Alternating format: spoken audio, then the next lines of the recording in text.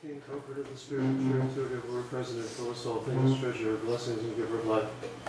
Come and abide us and cleanse us from every impurity, and save our souls, O good.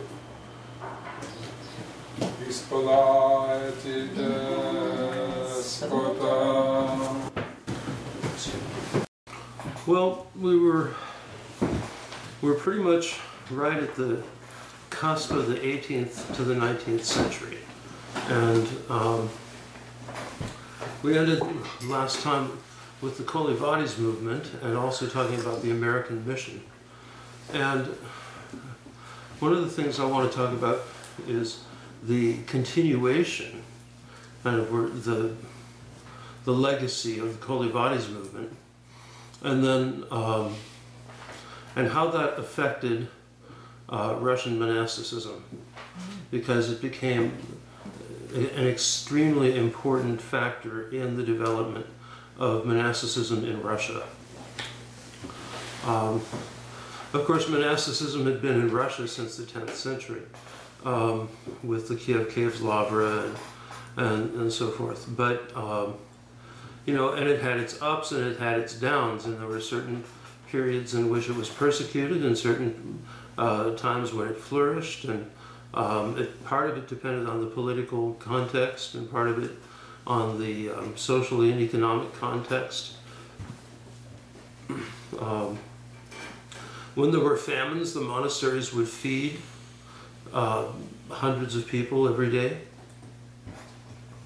And so it actually made sense to develop these vast institutions with hundreds and hundreds of monks, because they were the repositories for a lot of the resources that would feed the peasants during the during droughts and during other times of trouble, and also the peasants, the serfs, preferred to be owned by monasteries as opposed to the secular landlords. And the monasteries up through the 17th century came to own about a third or more of the land in Russia. They had vast, vast holdings, which provided their income, in which they also provided the context for all these serfs to live, because those land holdings included villages of serfs who were tied to the land and who would work the land. They would give the monastery the government would give the land to the monasteries? Usually private landholders, the nobility. Would they be boyars? Is that what a boyar? Yeah, the boyars, the nobility. There were various levels of nobility, the counts and the dukes and all that. Because, you know, Russia was a very it was very much of a class society. Most of the medieval societies were very much tied to a system of social castes, and there was very little mobility between the levels. You know, sometimes you did have commoners marry into a noble house, but sometimes they would be excluded from inheritance, and sometimes they would be included. There were all sorts of various rules on that.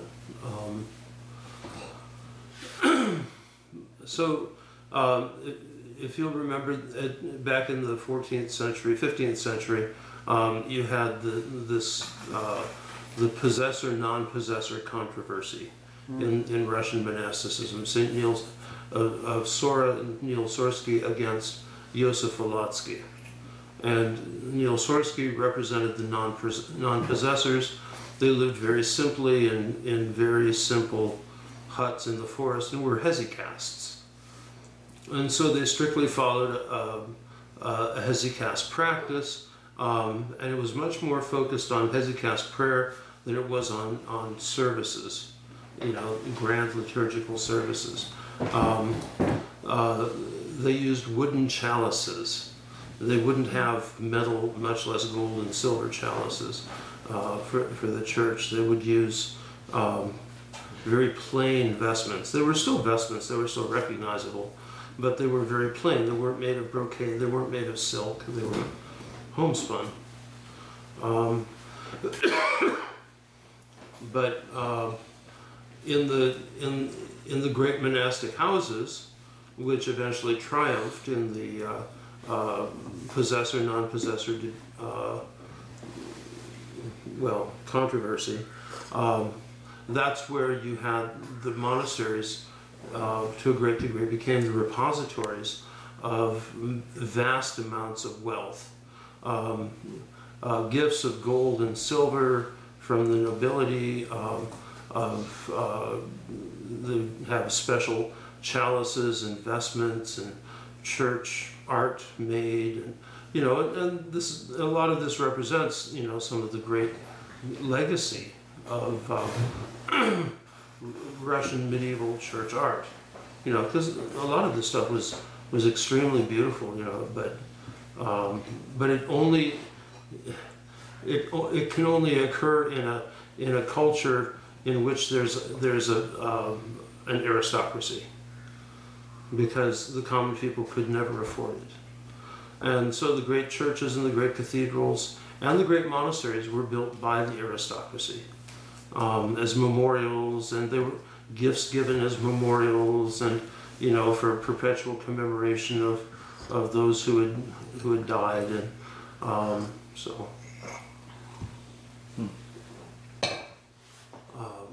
and so it's but as a result, or not as a result, but along with this enriching of the monasteries came an impoverishment of spiritual life. It became very legalistic, very external, very formal, so that in the 17th century, good to see you. So that in the 17th century there was a book called the Domostroy, which was basically a layman's guide as to how to structure your life as an Orthodox Christian. And so, so it would instruct you to do, the whole family to do 400 prostrations every night together with their prayers, and and the fasting rules, and how strict to be in the fasting rules, and about going to church. And so, people would go to the daily cycle of services, and a typical parish church would have the full daily cycle of services. So it would have matins in the morning and maybe liturgy, and then... Sorry, but those people didn't work. But they did work. They did work. They did work. They worked in the fields. But then remember, the work in the fields was seasonal. Yeah, but still, it was a long and hard. They didn't have any machinery or... Right, but still, I mean, you get the feel. I mean, there's intense periods of labor, and then long periods where you kind of watch it grow. Mm-hmm. Then there's if it grows. Yeah, if it grows, and you got to chase away the pests, and and so on and so forth. And animals need to be tended to, but people couldn't necessarily afford animals, because they were expensive, and so. A family or a couple of families might have a cow. One cow produces a rather substantial amount of milk. If you have a dozen kids, maybe they can deal with that much milk. But what do you do with 2 or 3 gallons of milk a day, every day? You do cheese. You need refrigeration. Yeah. Butter, cheese.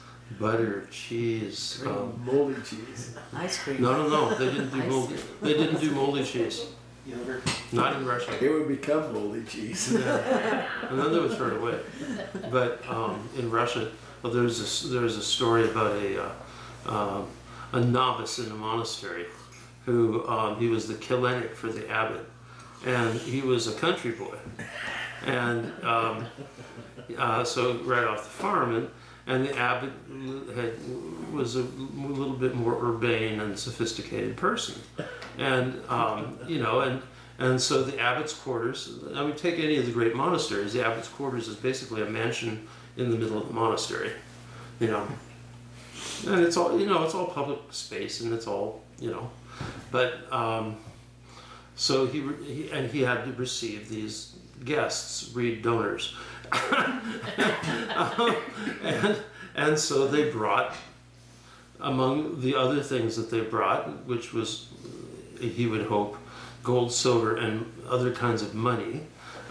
He brought some French, nice, you know, fine French cheese. Well, especially starting in the 18th century, fine French things, including foods, were quite a delicacy. But the simple people, and you know, they didn't know what blue cheese or Roquefort was. You know, it was. You know, what is Russian white cheese like? I mean, it's kind of like Monterey Jack, somewhere between mozzarella and Monterey Jack. You know, and it's good. You know, but it's, or what's that other white cheese? I like pepper jack. Sologuni. Yeah. Sologuni, it's Georgian. It's But Russian. they don't have Sologuni, Russian. Yeah, but I'm trying to remember well,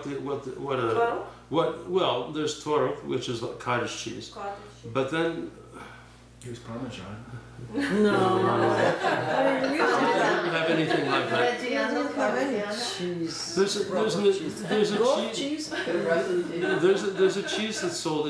It's basically just really white. Sometimes it has a kind of orange rind on it. Gouda? Gouda, yeah. It's not even Gouda. In Russia or? No, here. It's a very American. The orange one? Kraft. Well, yes. Okay, so culturally equivalent. This kid had never seen anything but American cheese, and so he goes into the kitchen, and he smells something. Like And you dirty think, feet. oh, something is really rotten. Oh, this is horrible. Something is rotten. And he goes and he sees this package, and he opens it up, and it's all blue and green. You know? And you think, oh, how did this get here? You know? And so he took it out and buried it. Well, when the time came to serve, for the abbot to serve the guests, the cheese course after dessert, no, it was gone, you know. And so the abbot calls the novice, you know, his Hellenic, what happened to my fine French cheese, you know? He said, is that what that was? Oh, I took that out and buried it. Because it was really rotten. Sounds familiar. Uh-huh. Yes. I'm not a fan of moldy cheese. No. I'm allergic to mold, so. But You dug it up.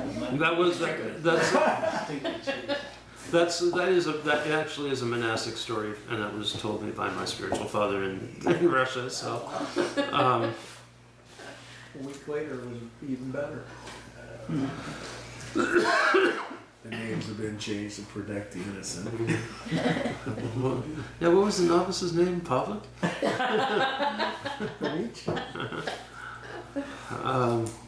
But anyway,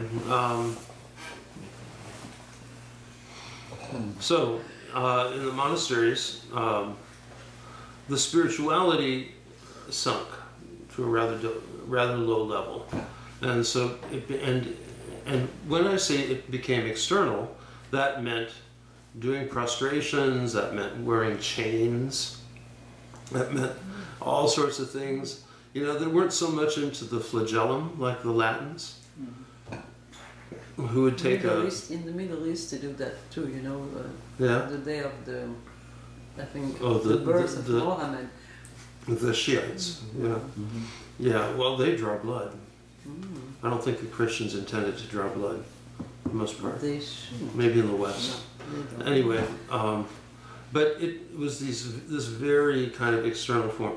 And so, for example, if you go to Kodiak and you go to venerate the relics of St. Herman in the church built by the Russian missionaries in 1795, the Holy Resurrection Cathedral, you see St. Herman's monastic schema, which is, it's a cross, on it, it's a kind of a yoke, and on the back there's a square with an image of a cross, and it says, "I bear on my body the marks of the Lord Jesus," which is a quote from the New Testament. And only St. Herman's isn't made of wood and cloth, it's made of iron, and it's heavy chains. So his monastic schema was heavy chains, like the links are like that. And Good. So you wear this all the time? You pretty wear- much, yeah. Oh, okay. He did. Yeah. St. Herman did. Oh, but I mean, Well, yeah. I don't think he's. I'm sure he probably didn't sleep in it. I don't sleep in mine, honestly. So, Do you and have there are them some right that now? do. What? You have them right now? With Yeah. chain? No. I have a schema on, small Ah. schema, but I don't Since have. you have chain. I wanted to see. But yeah, that's kind of gone out of style. Thank God. And one of the things that made it go out of style, that helped it go out of style, was the influence of the Kolivadis fathers and the Philokalia, because instead of a spirituality based on external observances and absolute, you think the super Orthodox zealots, will get you if you don't read the labels, for what you buy.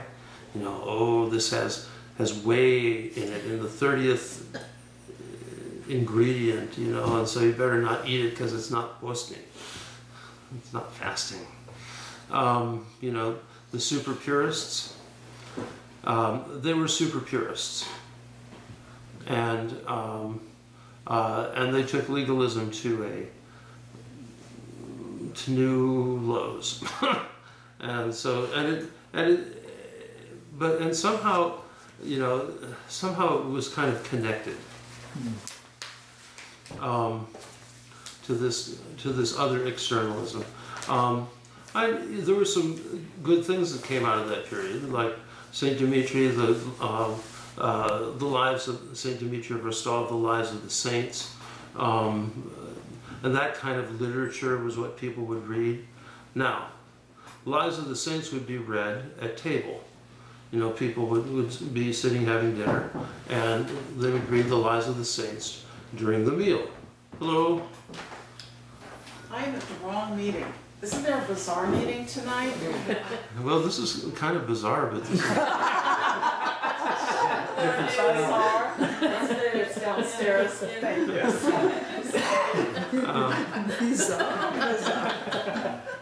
Why not? Okay. You're famous. Yeah. And so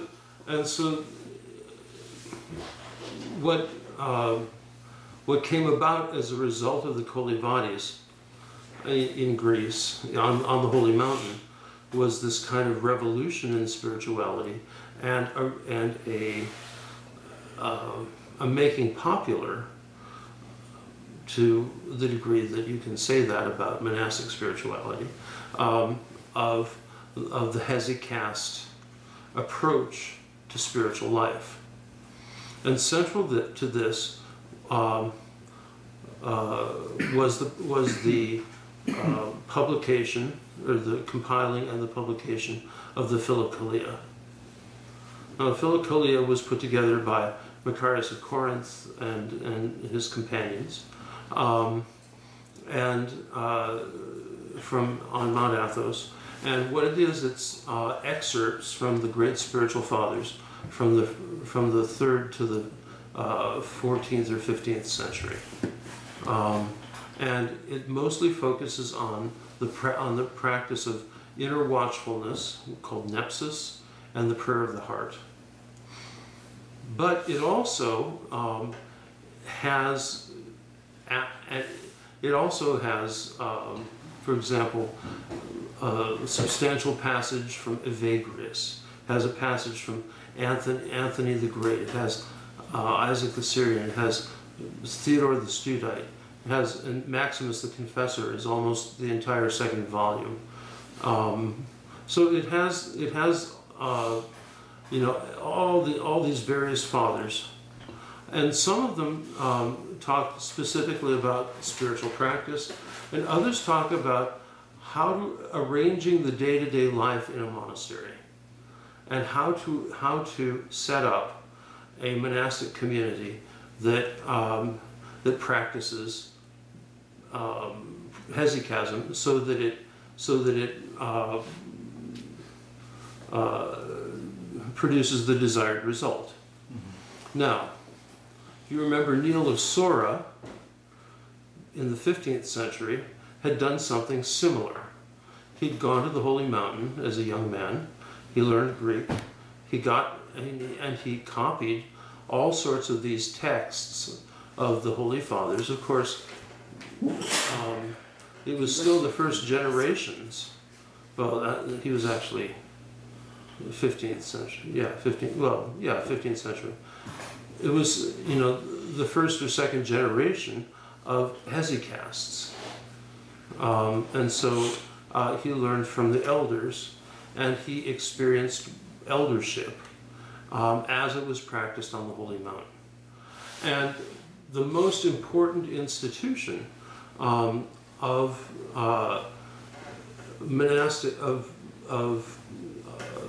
patristic monasticism, of hesychast monasticism, is not just the practice of the Jesus prayer, it's the practice of spiritual discipleship and eldership. And eldership, there's all sorts of ideas about it that float around, and we had, you know, the word elder in the New Testament. The word presbyter is translated as elder, and that's what it means, an old man, presbyteros. It also is the word for priest, because the priests were old men.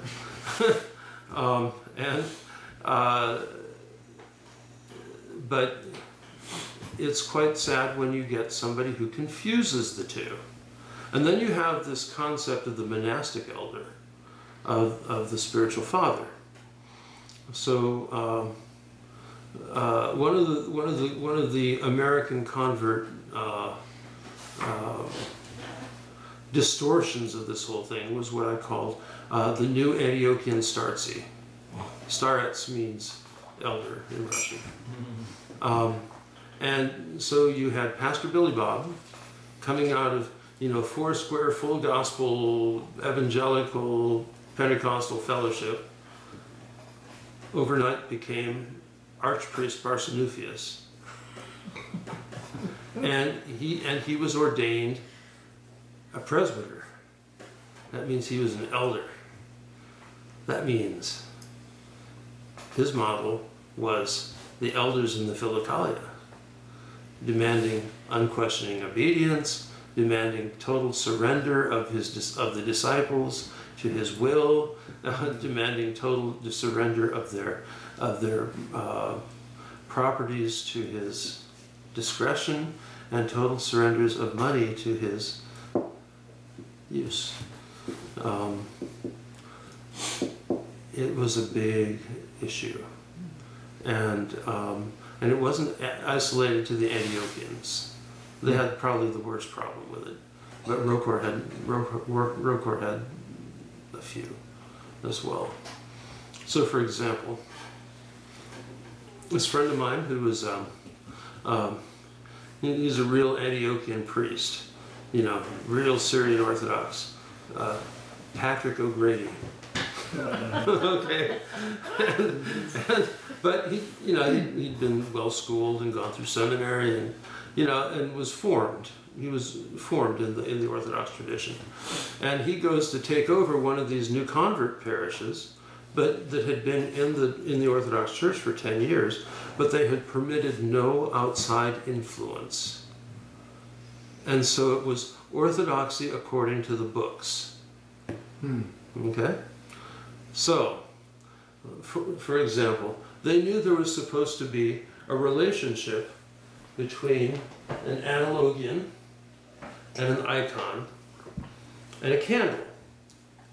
Now there's a lot of analogians that have a shelf underneath, right? Mm-hmm. Where do you think, it's kind of obvious where they would put the icon, but where do you think they put the candle? Under? No. Oh, No. On the shelf underneath the icon. Oh, My no. goodness. It was a wonder that, you know, that the place didn't burn down. A literal miracle. And that was kind of funny, you know. It was kind of, well, you know, cute new convert kind of thing.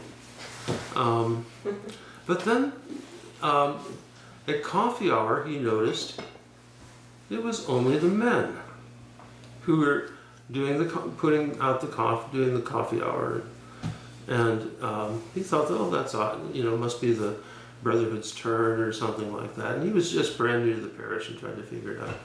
And then the next week it was the guys again, and so he goes up to one of the ladies, you know, and says, well, isn't there a sisterhood in this parish? Don't the ladies do, like, help out with coffee hour and things like that, and have some kind of women's organization?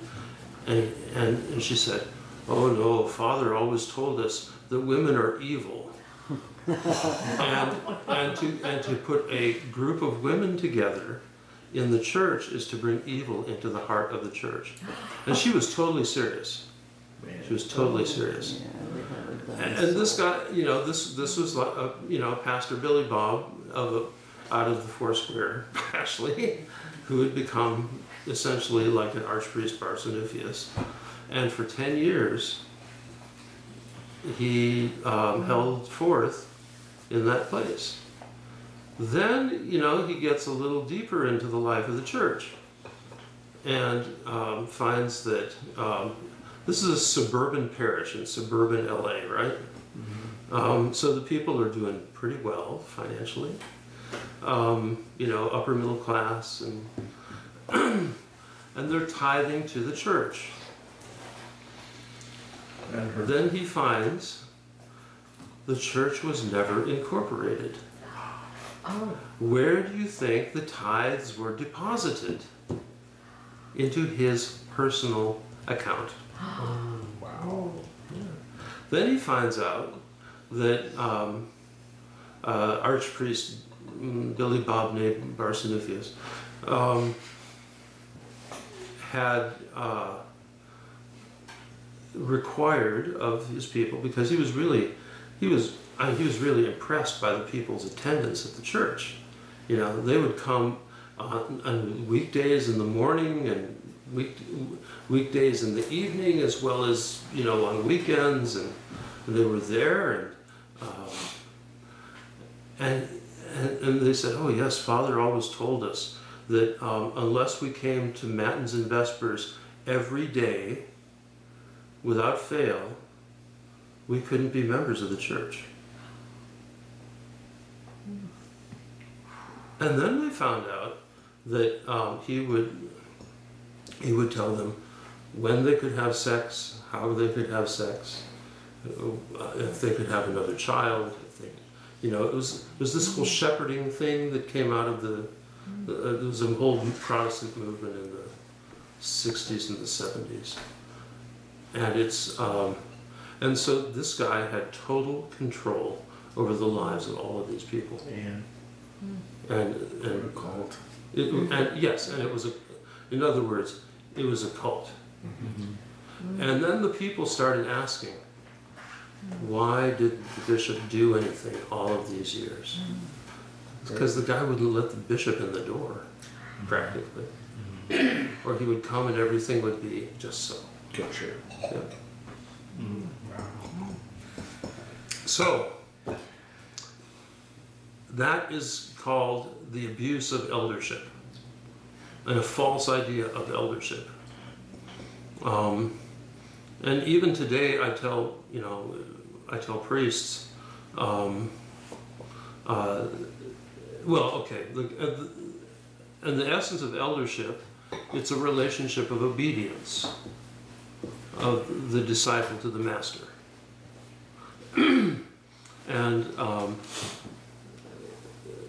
But I tell parish priests, the kind of monastic obedience is only for the monastery. It's not for parishes. It's not for lay people. The only obedience that you owe to your parish priest is whether you can take communion or not. If you have, after you've gone to confession, you need to be obedient to him in relation to your spiritual discipline. But you don't have to ask him what color car to buy, what kind of carpeting to buy, what kind of paint you should use, But some people like like that. You don't have to decide yourself. I come to you and I ask you, what is the color of my... Right. And some people do want that. It's easier. But you don't have to think at all. Right. But the church does not bless that. No, it's And ridiculous. that's really important. Yeah, Because this kind of abuse does happen. it happens in the elder from In monasteries. Russia, a lot. Really? Yeah. Some As far as the direction, giving, like, I don't know whether to take this job or not, or I don't know whether to move, or, and they'll- Well, it's a different thing if you go, I don't know what to do. What do you think? That's one thing. But then going to the elder and saying, and the elder says, you have to do this, this, this, and this, and your salvation depends on it. Boom. Okay? Now, eldership is the core institution of monasticism, the discipleship relationship. What monasticism is really about, and if you look at it, it goes all the way back to Jesus and the apostles. It's about discipleship to the elder. But that discipleship has very strict boundaries. What was missing were the boundaries. And what they didn't know about were the boundaries with this, with the abuse. And in monasticism, there is in certain kinds of monastic contexts, there is a kind of unquestioning obedience in certain contexts. But as Saint Ignatius Brianchaninov in the book The Arena, which is one of the best books on monastic spiritual life that there is, he says that kind of relationship of obedience is not for our day, but rather instead of unquestioning obedience, it's a relationship of advice. And so in a relationship of unquestioning monastic obedience, it's the elder who takes responsibility for the actions, and that's subject to abuse. In a relationship of advice, the elder gives a piece of advice, and it's the disciple's choice whether to do it or not do it. And he's the one who remains responsible for his own life. And I think that's a far more sober way of approaching things that's geared to our era. Because what the first actually, or what the former absolute monastic obedience presumes is an elder who is clairvoyant and has the highest degree of spiritual discernment and awareness, and can tell you the will of God. Where do you take a person like that? There are people like that. There are people like that. Yeah. How can you know? How does the chain of accountability come into play? Is the abbot the final decision maker of the monastery, or does the abbot have to defer to the Metropolitan, et cetera, et cetera? There's always a chain in the church. There's always a chain of accountability, and so in a large monastery, I'll take like one of a huge monastery, Trinity St. Sergius Laura. There's one abbot who now is a bishop, and he has assistants, and then among those assistants are the elders, the spiritual guides, who are the confessors for the brothers, so and it's a on one hand it's a charismatic office, that a person has certain gifts that are recognized by the church, to be able to, who has this degree of spiritual clairvoyance as a result of years and years and years of ascetic purification, so that there's no ego and there's no selfish agendas left. There's just purely selfless love, which is the real mark of an authentic elder. But then the elders are accountable to the abbot, and the abbot is accountable to the bishop, and the bishop is accountable to the synod, and the synod is accountable to the patriarch, and the patriarch is accountable to the other patriarchs. So it's all synodal, conciliar. But on the practical, lived out level, in the monasticism that's described in the Philokalia, which is the I would say kind of the best practices approach for Orthodox monasticism, and it's the same basic model as it developed over the course of the centuries. You have this discipleship model, and the elder may be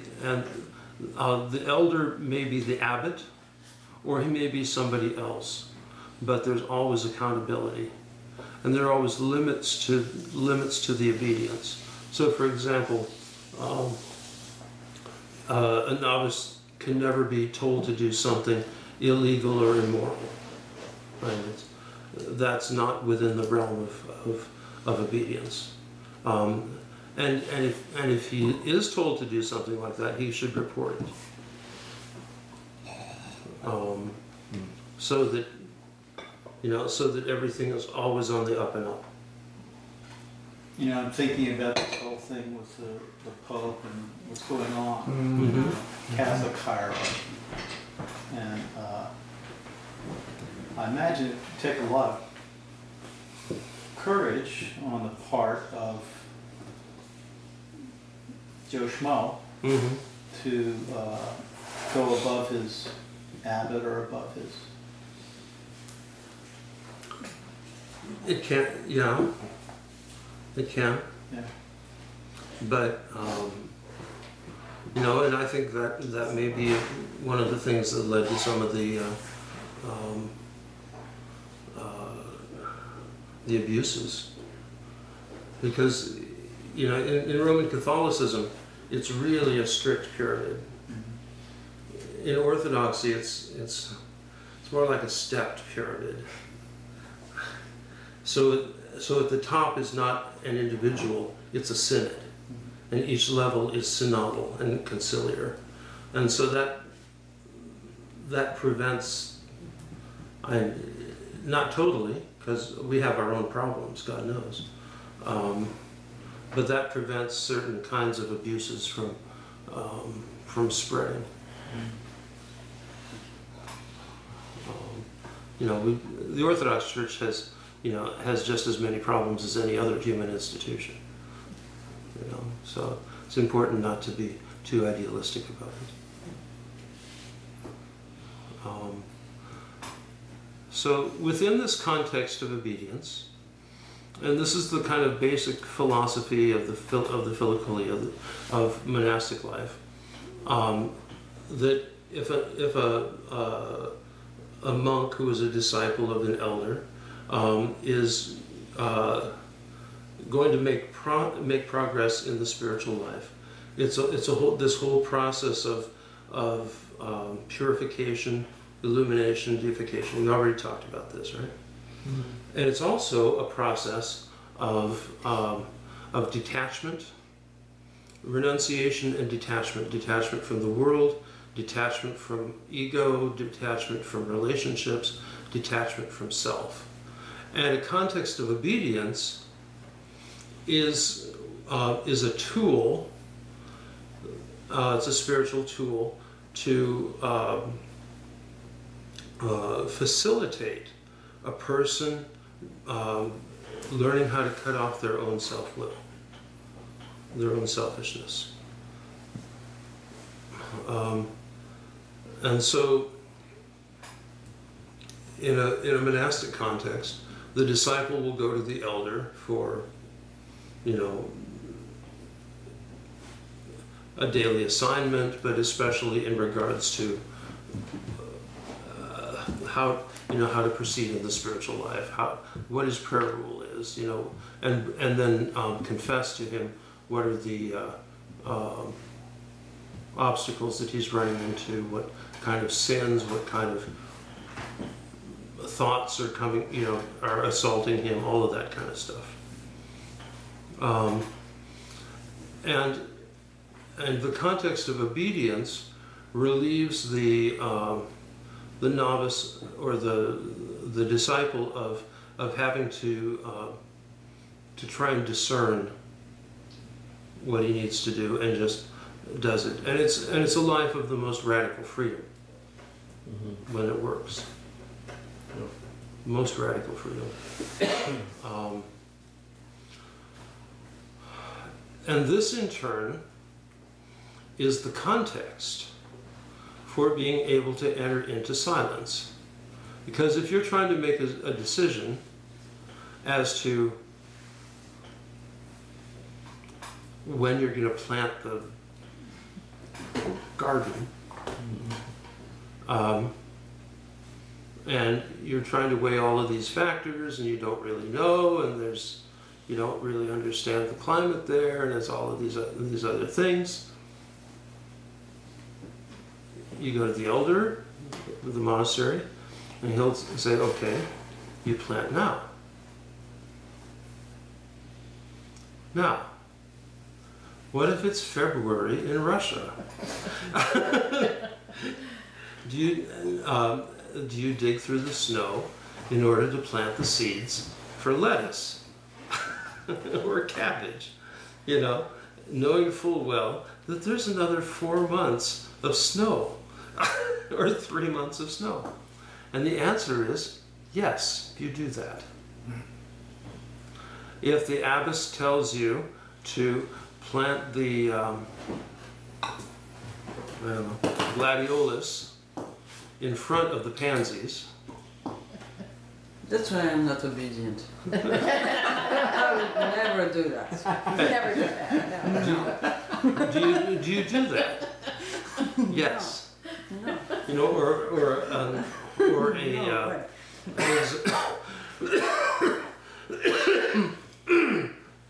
An example from the Desert Fathers.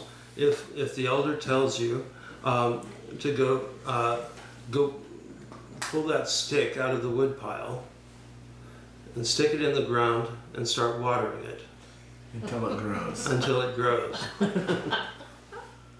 You do that? Do they do that sort of thing? Sometimes, yeah. That's It's a way. It's a way of, or another one is move this pile of gravel from here to here. Then once it's moved, say move that pile of gravel from there back there. Then that pile that you've just moved, move it back over there. It doesn't. It not only keeps the boys busy, which is like the big task in monastic life. It cuts off their self-will, because you think you have to be an idiot to plant the gladiolus in front of the pansies, right? Or water a stick. Or to water a stick, or to be moving piles of rocks from one place to another, back and forth. They do the same in the army. Yeah, probably.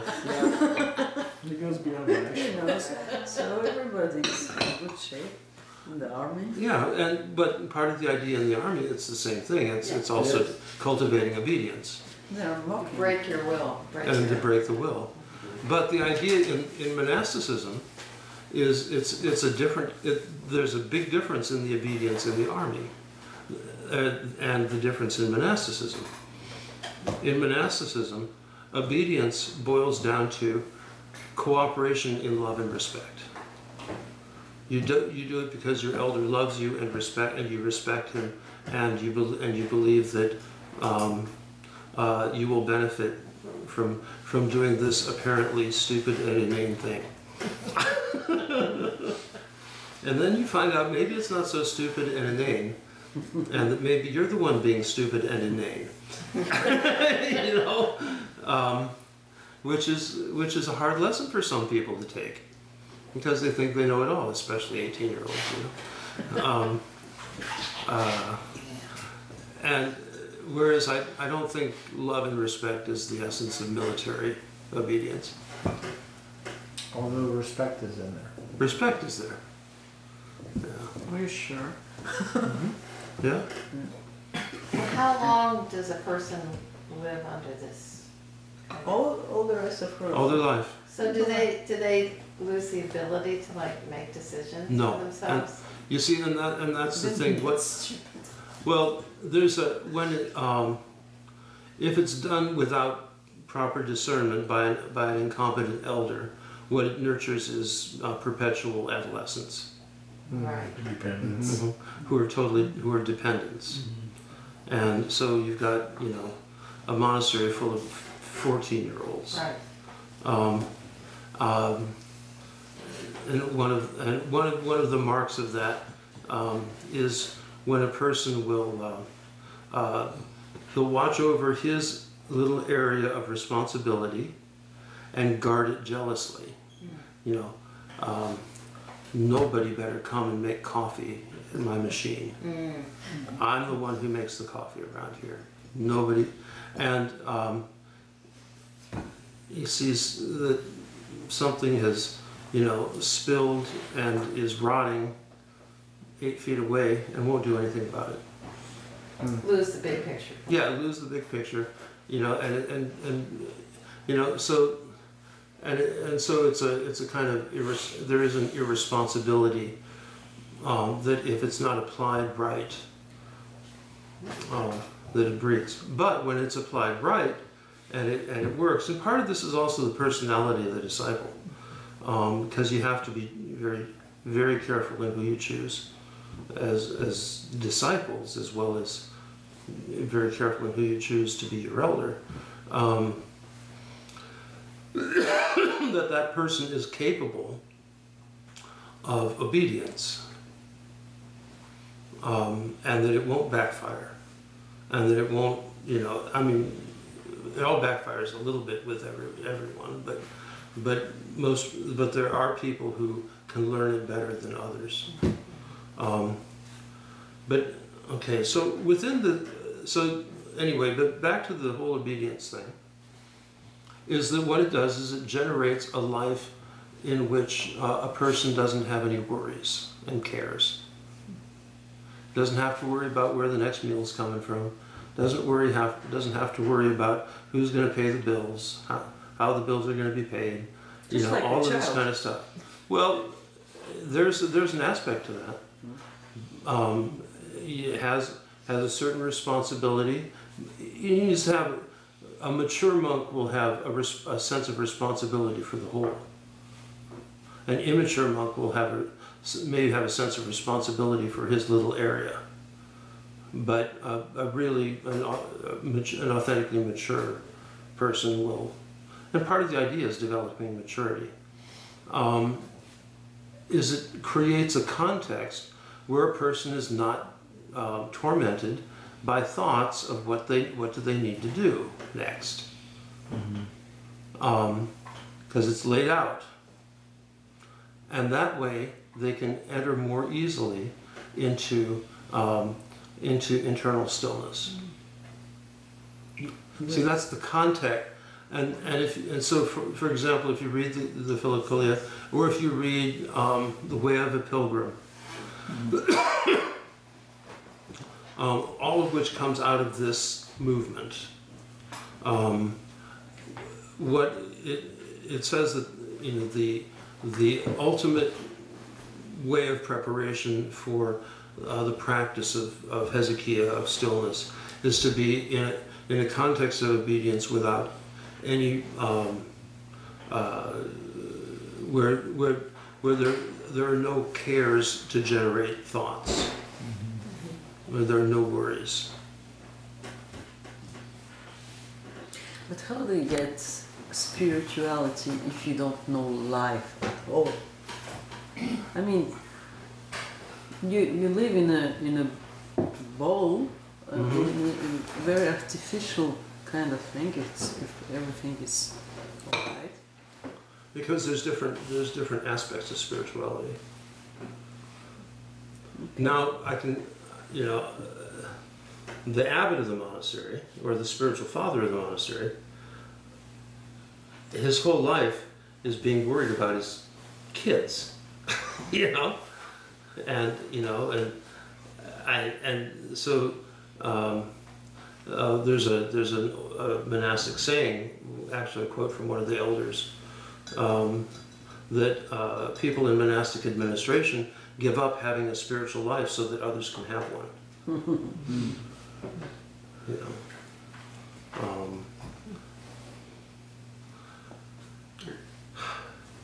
There's also an aspect that when I first came to the monastery, I'd heard that it's everything with a blessing. And I asked Vladika, I said, so I've heard about this. And he goes, oh yeah, everything with a blessing. I'm started thinking, okay.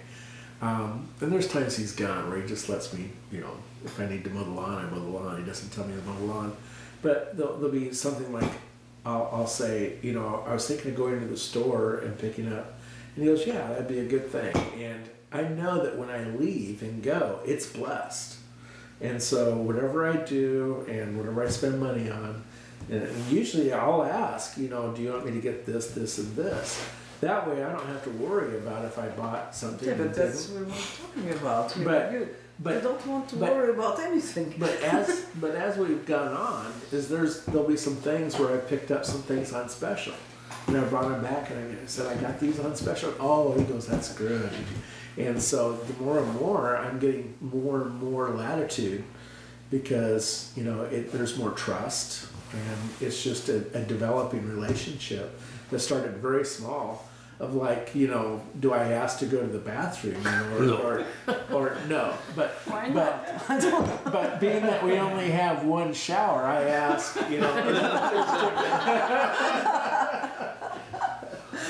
Well, you learn what's blessable and what's not blessable. Yeah, exactly. And there's some things we don't share. So.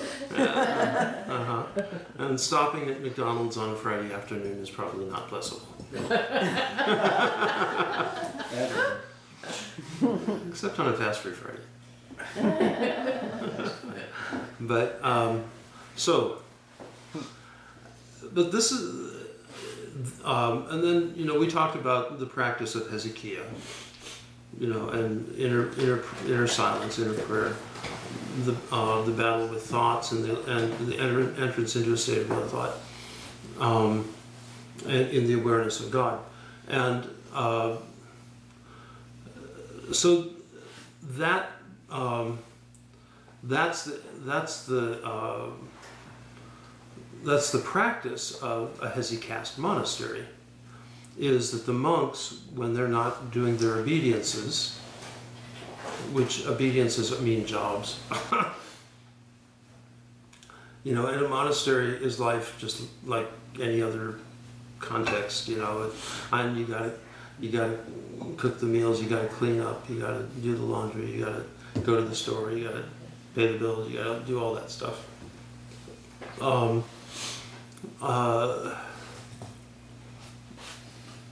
So that within that context, people are able to enter into deeper and deeper levels of prayer. And the fewer thoughts that disturb you, the deeper you can go. And if you're still battling thoughts, it's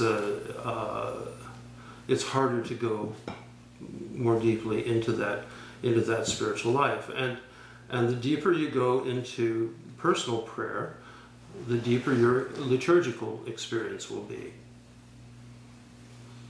And so the two build on one another, you know, and so the liturgy becomes more profound and a deeper experience of communion with God, and your personal prayer also becomes more profound and a deeper experience of communion with God, you know. So the one helps the other. But if one of those is disrupted, the other gets disrupted as well, even though there may not be anything external to.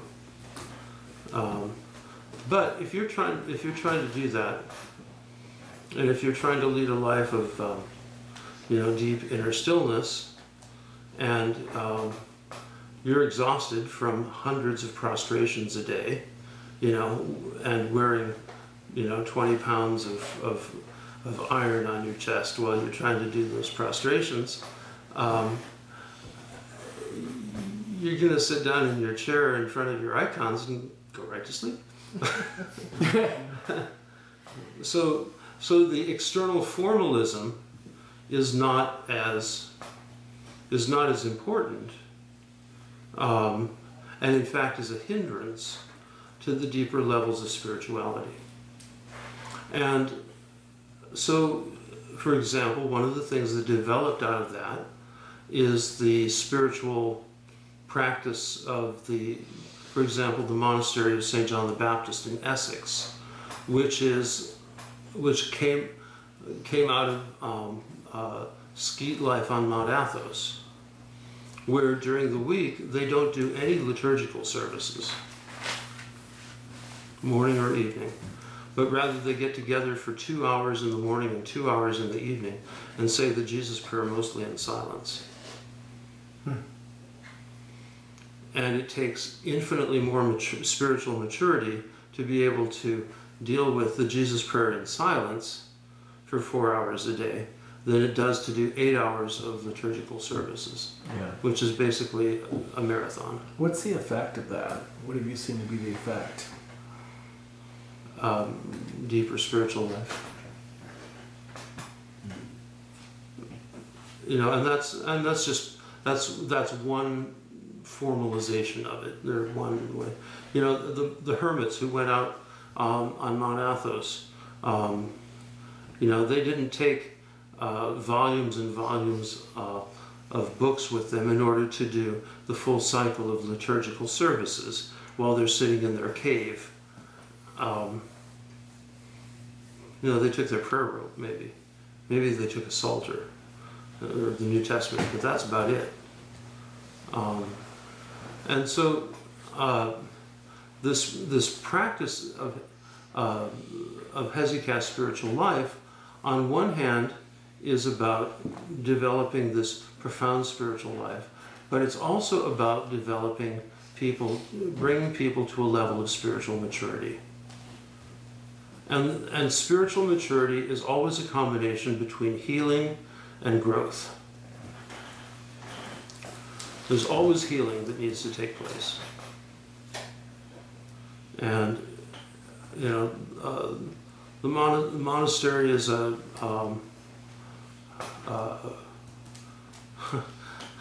the monastery is the intensive care unit.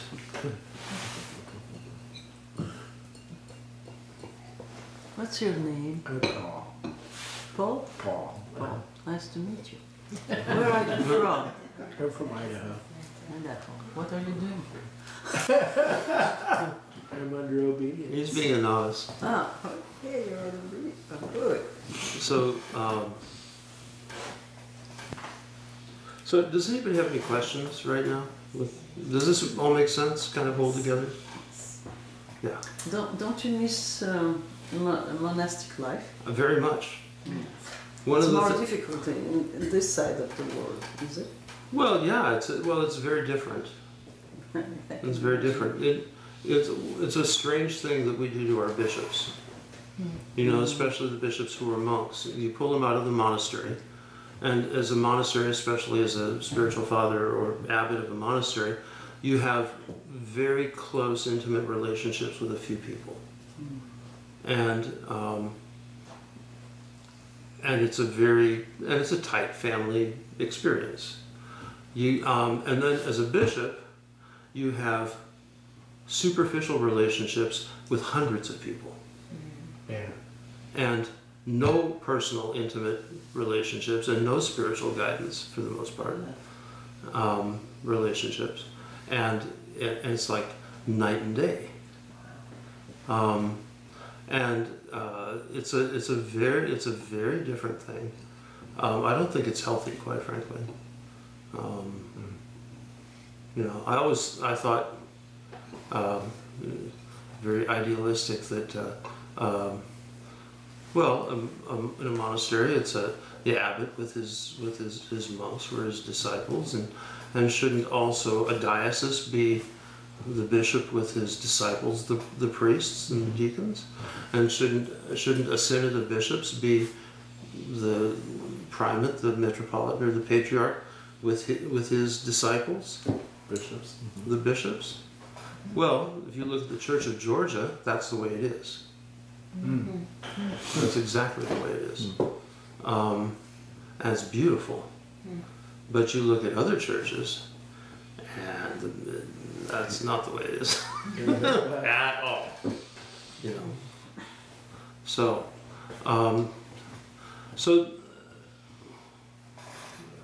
think the point is this: the philokalia is, you know, has wonderful,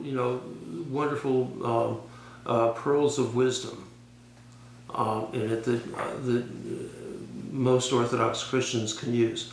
However, the general context of it's specifically a guide for monastic leaders, monastic spiritual fathers, as to how to put together a monastery and how to nurture disciples. Now, historically, the Philokalia came to was published, I think, around 1780 from Mount Athos, and it was soon translated into Slavonic by St. Paisy Velichkovsky, who was an associate of the Kolivadis fathers, and he and his disciples lived on the Holy Mountain,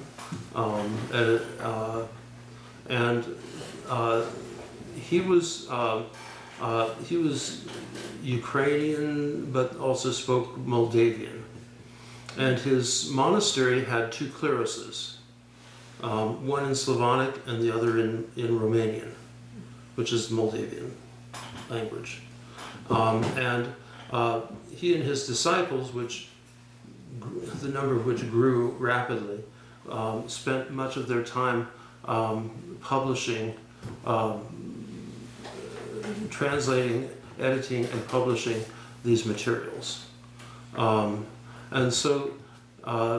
he also, St. Paisy also was quite a remarkable elder, and his disciples learned his spiritual life, his spirituality, and then were sent out, and they went to places all over the Slavic world, and especially into Russia.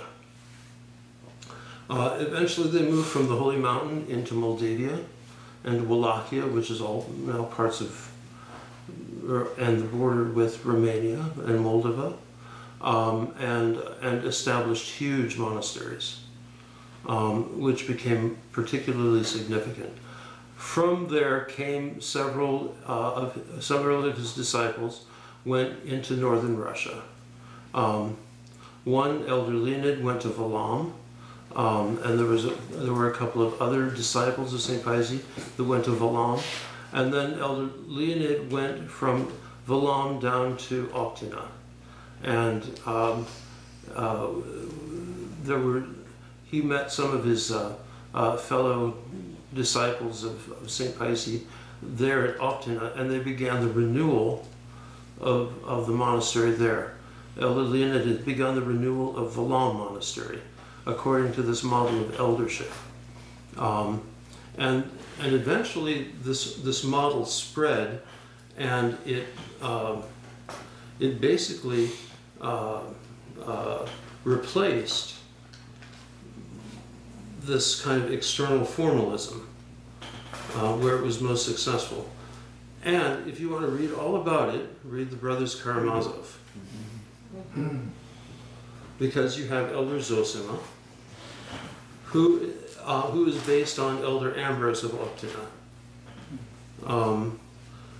But he's a classic elder, and I've met people like him. People who can tell you your name and everything about you, never having met you. Yeah. Now, Zosima is based on who? Okay. Elder Ambrose of Optina. Ambrosi. And there's a series of books on the Optina elders that you can read their lives and counsels. And Optina became the kind of great center of this, not only monastic revival and the development of eldership, because it produced this whole kind of lineage of elders with their disciples who became elders for more disciples, and starting from around 1820 all the way until 1918 or 1921, I think they closed it. And a couple of the last elders died in the Gulag. So, and then there are new Optina elders. So, for example, the spiritual father for Patriarch Kirill is Elder Ili, who was at Optina. I remember going to Optina, and I wanted to go to confession before liturgy, and it was a vigil, and so the abbot said, "Oh, go into the altar there," and one of the fathers will hear your confession. Well, who took me but Elder Eli, and so that was quite an extraordinary experience, and what it is, and what happened in Russia, is that during the 19th century, only about 10% of Russian monasteries were renewed with this philocalic spirituality, but it extended into Russian literature, philosophy. We just talked about Dostoevsky. Tolstoy was very much influenced by this. It's said that when Tolstoy lay dying in a railroad station, he sent for Elder Ambrose, I believe, Yes. of Optina, but his daughter prevented it. Yes. Daughter. There was that movie, The Station Agent. Yeah, Yeah? Have you seen that? No. it's about that. There was also, Agent. it also penetrated into philosophy, and some of the greatest Russian philosophers of the 19th century were part of the Slavophile movement. And so you've got the Kirievsky brothers, who specifically lived at Optina and under the spiritual direction of the Optina elders, but they were some of the most important philosophers of the 19th century, and they set down what it means to live an Orthodox Christian lifestyle. Essentially, what is an Orthodox Christian philosophy of life? And then it's in the art, it's in it's other literature as well, and so it had a huge impact. There was also resistance to it, as you can read all about in the Brothers K. How some of the monks were overcome by their passions, their envy and their anger and their bitterness, and so and tried to and didn't trust this eldership thing. Now, one of the monasteries that had been renewed was Sarov Monastery, and that's where Saint Seraphim lived. And Saint Seraphim was a spiritual brother of Saint Herman of Alaska, because they were both disciples of Elder Nazari, Saint Nazari of Valam, who had been at Sarov and was sent to renew Valam, and he essentially rebuilt Valam and laid the foundations of what the abbots in the 19th century would build upon. And so it was Elder Nazari who chose Father Herman to be the kind of spiritual foundation of the Kodiak mission, and Saint Herman had essentially become an elder.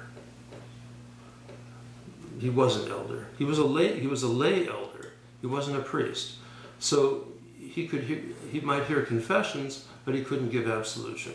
So he would send people to a priest for absolution. But he had the kind of the charismatic gifts of eldership. There's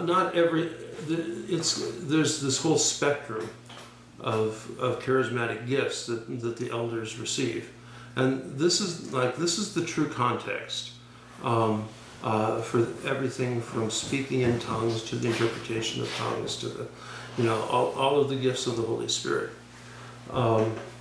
including clairvoyance, including discernment, and the highest gifts, and some of the great elders have an abundance of these gifts, and others have a little bit.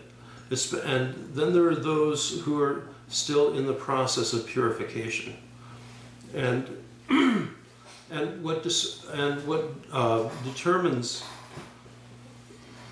how mature an elder a person is the degree of selfishness left in them.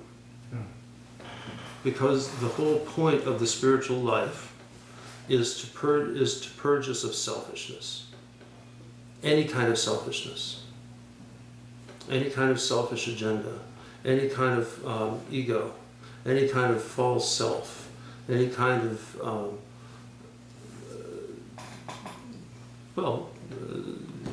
using other people for one's self,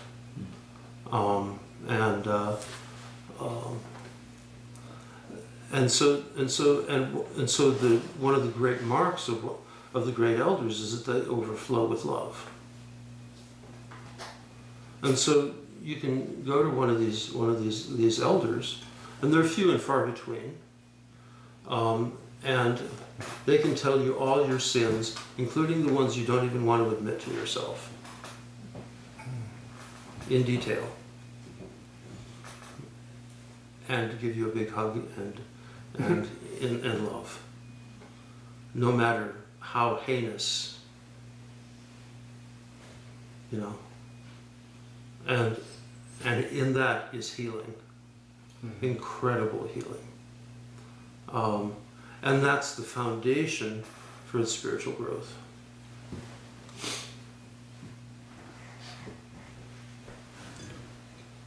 So thinking back when you first started, you talked about this group that got together and they had very simple vestments. They had their chalice in wood, but yet they became very external with, you know, like the chains and everything else. What would They cause it? didn't. Oh, No, they did. no, no, They no, did. no, No, they didn't. There was that group, which were hesychasts living simply in the woods, and then there were the big monasteries. Oh, okay. So looking at the simple people, living a simple life like that without a lot of the extrapolations, all the things that we have in society, produces more of a reflective or more of a personal, spiritual type of. Well, what the church has found is that you already have to have a very high degree of spiritual maturity before you can enter into that. So the normal practice in the church is that a novice enters into a large Cenobitic community and stays there probably for the first 20 years. You know, there's nothing fast about this. Okay, first 20 years, maybe you can make a beginning. And so after, and so that's, you know, that's lots of, that's endless liturgical services, that's huge amounts of physical work. That's, you know, you're junior on the totem pole, and basically that's what it's all about. Moving a lot of rock. And it's moving a lot of rocks. It's learning obedience, and it's the initial rough stages of breaking the will and breaking down the ego. And that's why it's easier when you get young guys who haven't had a chance to build up such a huge ego. But when you get older guys, and the worst are people in their 30s and 40s, late 30s and 40s, by far. Once you get to 60, you're malleable again. So in the No, seriously. in the Brothers Karamazov era, would kids 14, 15 go into the? Yeah, and they still do. Uh, There was a wonderful Romanian elder and his sister who lived in Michigan, and they were 11 and 12 when they went into monastic life. Think of that, before puberty. And you know, think of the purity that they were able to maintain. Just amazing. Of course, he ended up in a communist prison for years. So now the 20th century showed that there's another way of purification, and that's suffering. Yeah. I thought you were going to say marriage. Well, that's exactly what marriage is about too. It is. It's exactly what marriage is about. so listen to him. What about you? You have to listen too. But there is a lot of purification that goes on. Absolutely. You know, Hopefully. You know, when you- Hopefully. when you're kids, you're first married, your level of communication is about 0. And then, You know, 'cause she's thinking dad and he's thinking mom, and it's like. And the more she nags, it's mom. and the more he's self-willed, it's my little brother.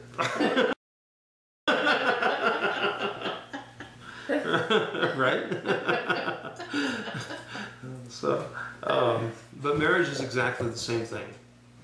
Only it's In marriage, it's a single exclusive relationship. In monasticism, you have no exclusive relationships. It's all inclusive relationships. It's the entire brotherhood. The entire brotherhood. And so, and beyond that so it's a whole different thing. And monasticism, the whole point of the underlying idea of monasticism is a return to the apostolic community.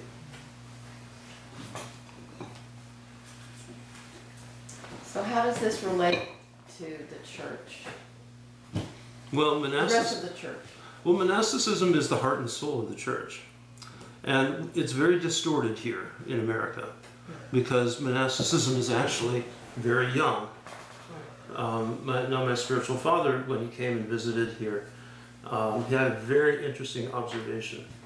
He says a church has to be mature enough before it can produce monastics. And the American church started producing monastics in the 70s. Really. There were a couple monasteries here, but they were Weak. for the most part, not in good shape. There were a couple also of, like Jordanville, where you had a whole community transplanted. And so you had these guys, and so it was basically a purely geographic. Where were they transplanted from? Carpatho, Russia, or from Ukraine. So, Brotherhood of St. Job of Pachayev, actually. And so it was in a sense they had a head start, in a sense they didn't because they can't continue the cultural tradition. And there's a cultural tradition as well. Like Elder Ephraim is trying, has created 20 monasteries in this country. And they're good monasteries, they're really good monasteries for the most part. But he's trying to preserve the Greek culture in them. And it doesn't work because you have all these people who are going to the services and they don't understand a word. Even some of the priests don't understand a word. And they hear all these readings in the trapeza and they don't understand a word. And so all that's left is the Jesus prayer.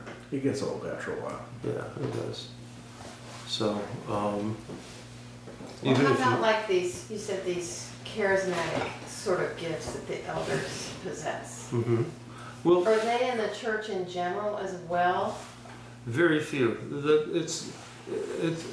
The experience. There are, elders from among secular people, and the clergy and secular clergy. There was a wonderful Father Nicholas who lived on an island near Pskov, and he was much beloved. And he was a lay elder. I also met an eldress who was her name was Lubitschka, and she lived in a village out to the west of St. Petersburg called Suzanina. And she, during the Soviet period, she had been chased from house to house by the communists.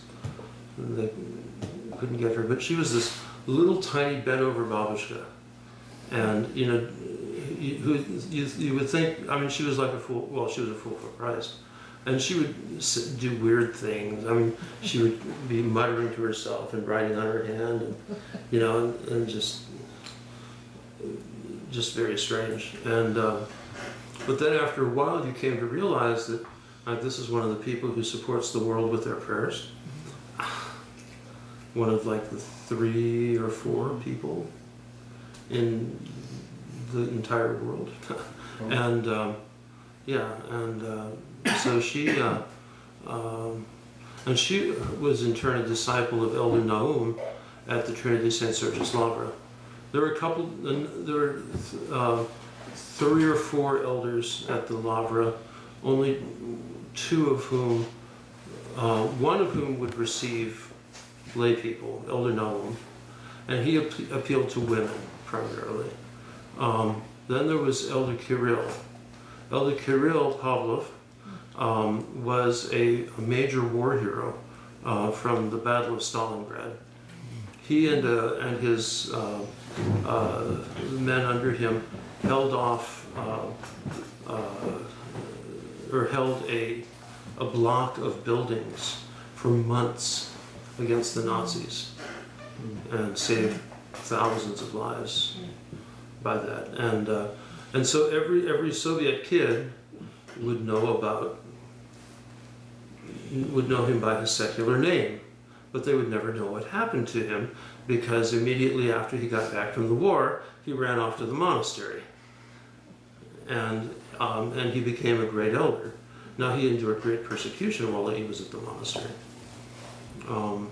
but he appealed to men, and I had a good, incredible experience with him, and kind of continuing ongoing relationship with him. But between the two of them, they would confess the confessors, and then certain of the brethren who could kind of make their way to them, because Elder Nahum was so accessible, he was inaccessible. They would open the gates of the monastery at 6 o'clock in the morning. The first service was at 5, and that was for the brothers, for the fathers of the monastery only. And then they would open the gates at 6, and so herds of babushki would invade. And the Trinity St. Sergius Monastery is 2 miles around, so it's rather large set of buildings, to say the least. The walls are 2 miles around, and so outside of the place where Elder Nahum would receive people, there were benches, but not enough benches for the hundreds and hundreds and hundreds of babushki who would line up. So it'd be pretty hard to get to him. You know, it was hours and hours.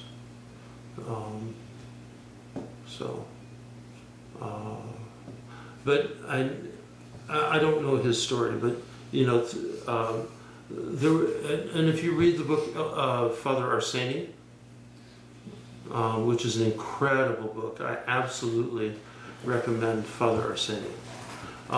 It's a story about, it's the diary actually of a priest monk who'd been at Danilov Monastery in Moscow. He'd been one of the father confessors in the 20s. They closed the monastery, threw him into the gulag, and he was in the gulag for like 30 some years. And when it's partly his stories from the gulag, but it's also partly his transformation and the effect of his life on the people around him. So, for example, many of the prison officials and the guards converted. Wow. And this is the end of the Stalin early Khrushchev period, if you can imagine. So, but it's a story about this transformation of this, you know, priest monk who was a father confessor into an elder. There are not many elders like that. There have never been a lot. There are some on Mount Athos. There's some in Romania, and there's others that are scattered throughout. But of the great elders, there's only a few, and I think both Elder Kirill and Elder Nahum are both dead now. So. Pardon? I can't hear you. What about Georgia? You said Georgia. Well, I think examples Georgia. Well, Georgia is a great example. I just don't know the people there. You know, I know some of the hierarchy in the church there, but I don't know the monastic world. So. And how is the monastic life the heartbeat of the church? Well, at any. Or have you explained that and I missed it? Okay, if you remember, I cited the number of monastics in Constantinople. Yes. It was 100. There were 100,000 out of 1 million people. Right. That's a lot of people. But say in the U.S., how would that look? Well, what it would mean is that every little town would have a monastery or two, I see. just like it was in Russia. I see. And there would be huge monasteries, and there would be little ones, and everything in between. So anyway, one of the things that I've begun. So a novice goes into the Cenobitic life, and it's kind of life of obedience first, and external, services and things like that.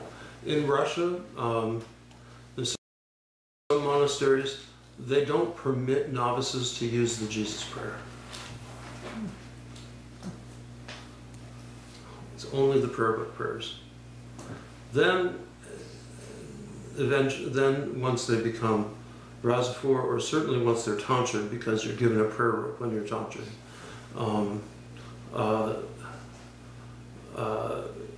they can begin. But after a period of time in the Cenobitic life, in which you work from being a novice into being a Razafor, into being a fully tonsured monk, then there are some monks who will go to a skete.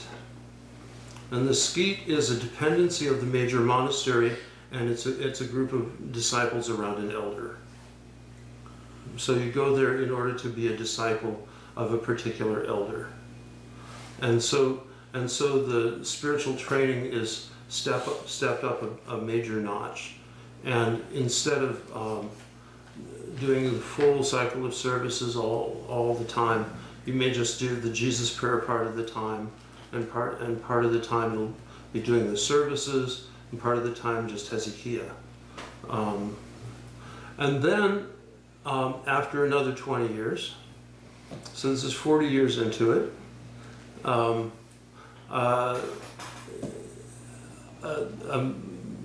person might get a blessing to be a hermit.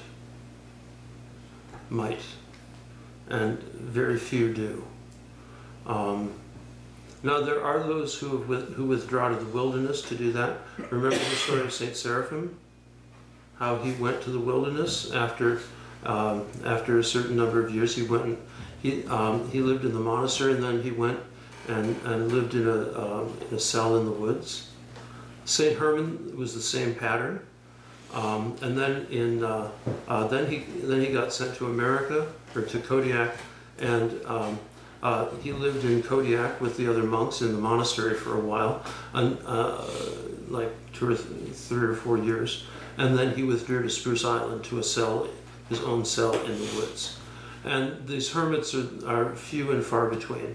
But there's a monastic saying that the hermits are the lights for the monks are the lights for the lay people. And so the interaction between the laity and the monks is that the laity come to the monks for spiritual direction. They come to be inspired in the Christian life, to take on, a deeper level of commitment, to take on a deeper level of renunciation and growth.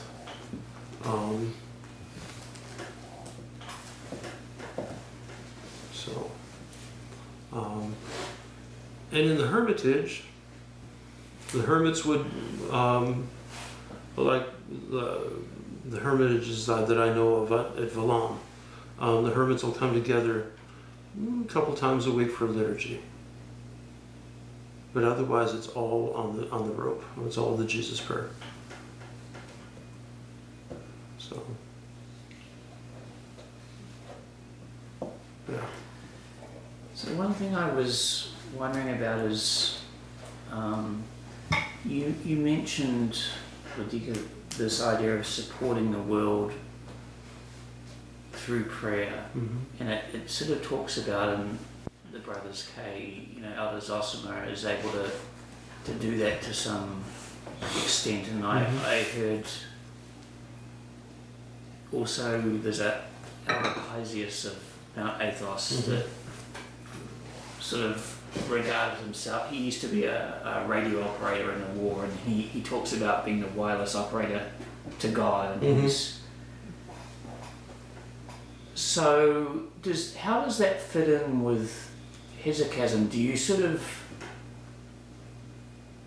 are you sort of vicariously, although you're praying the Jesus prayer, Lord Jesus Christ, have mercy upon me, are you praying it for the world, or are you setting aside time to pray for people and aside from that, or is it all the same thing? Or for the most part, it's Jesus prayer morphs into a kind of a prayer for the world and for particular people. And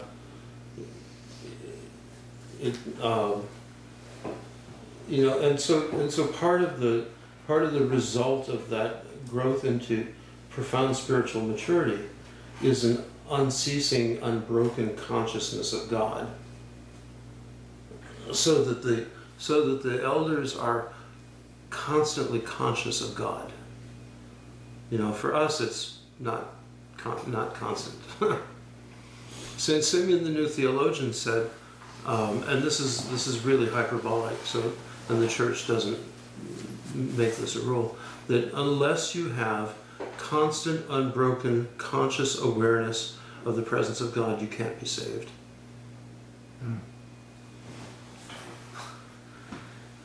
So, that's the goal. That's the goal. St. Isaac said, it was asked, what is eternal life? And he said, consciousness in God.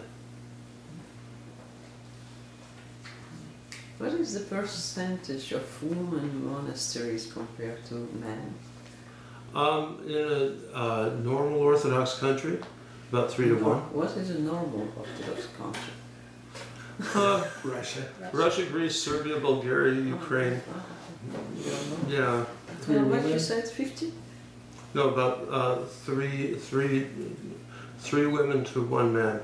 3 women's monasteries to 1 men's monastery. In other words, more women, more nuns. And here it's the opposite. You've got more monks than you have nuns, and you have more men's monasteries than women monasteries.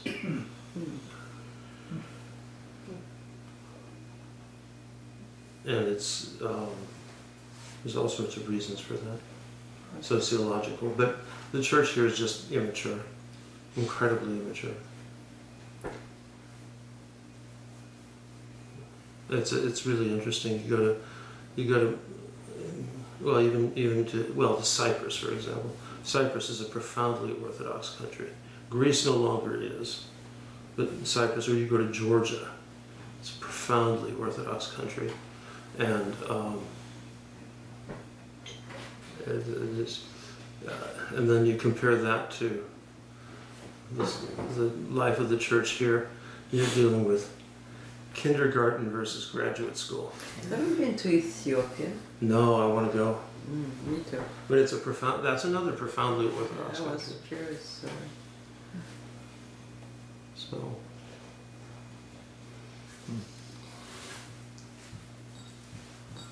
What other questions? The question of obedience.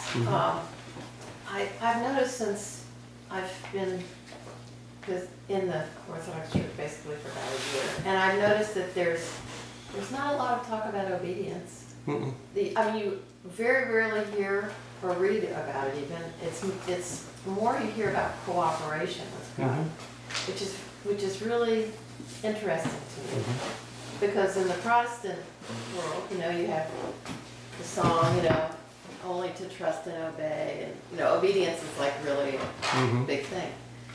So that's really interesting to me. Yeah, in a sense, monasticism is the sacrament of obedience. And So but- outside of monasticism, it's Well- not emphasized in the no, it's not in the same way at all. Now, marriage is a relationship of obedience too, and it's the same. It's cooperation. It's synergy. So, I mean, the key concept is synergy, out of respect and love. And so, yeah, I mean, somebody has to take the leadership, and that's given to the husband, and that's just the way it has been from the beginning. And but that doesn't mean that there's not absolute mutuality. There's got to be absolute mutuality and cooperation and love and respect. It's not a matter of dominion or domination or anything like that. And the Protestants really get into the whole domination thing. And that's a real distortion. So. Ambrose of, can you spell Optima? Is it Optima? Optina. Optima. Thank you.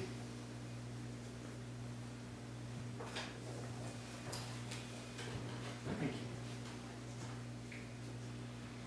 I think I told you when I went to Alaska once and into the archives at the seminary in Kodiak. That's where and I got to hold St. Herman's copy of the Philokalia.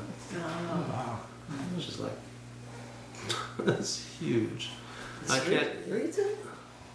It's pretty. You know? I can't imagine. It's it's a printed book. It's an old Slavonic printed book from the late 18th century. But I can't imagine lugging that thing across Siberia.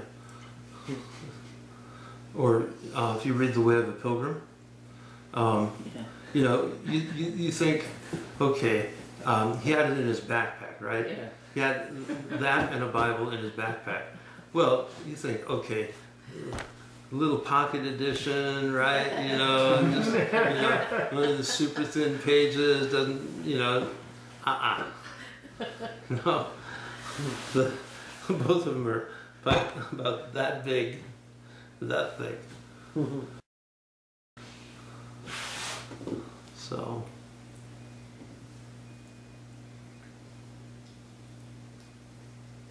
And about 40 pounds a piece.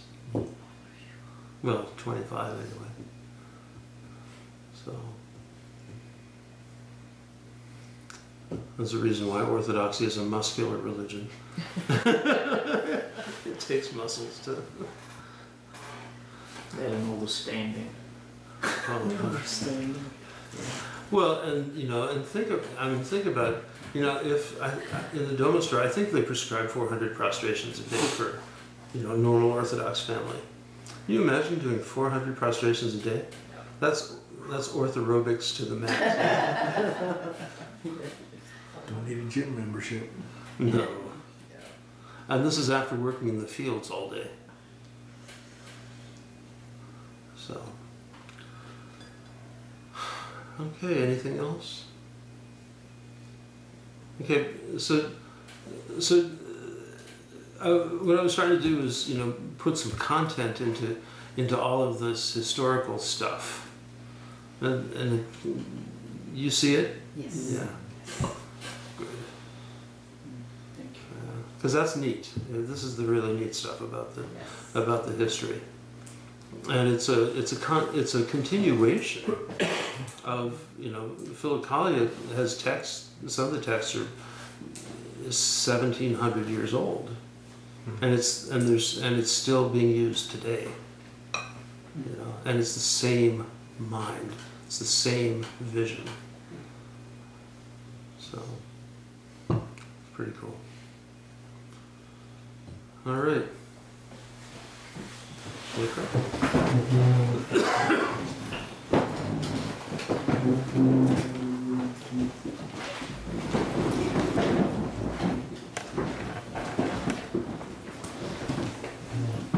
It is truly meet to bless thee, O Theotokos, ever blessed and most pure, and the Mother of our God, more honorable than the cherubim, more glorious beyond compared than the seraphim, who without corruption gave us birth to God the Word, true Theotokos, we magnify thee.